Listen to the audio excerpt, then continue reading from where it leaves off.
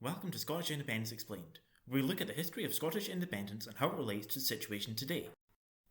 This episode, the devolution of powers.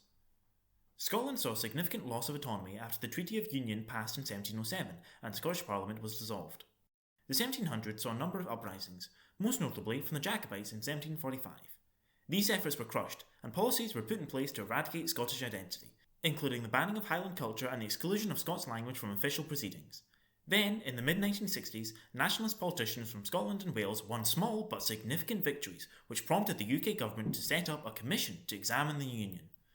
The results were published in 1972 and brought attention to a growing movement for Scotland to have its own parliament.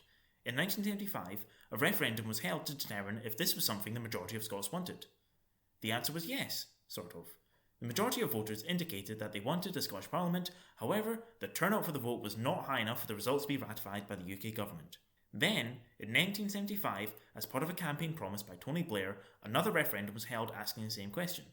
The answer was once again yes, but this time a higher turnout and a wider margin of approval meant the results were considered legitimate, and work began on establishing a new parliamentary building for the nation of Scotland. In 1999, the Scottish Parliament, commonly known as Holyrood, opened its doors to a newly elected member of the Scottish Parliament.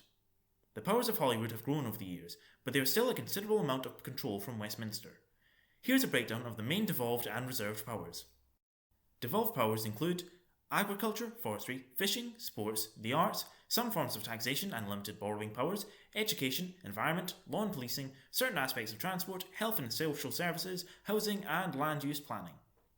Reserved powers include borrowing, lending, investment, broadcasting, constitutional changes, benefits and social services, defence, foreign policy, immigration and trade and industry. Support for devolution continues to grow, and with Boris Johnson labelling it as a disaster, discourse surrounding it will be at the forefront of the independence debate today.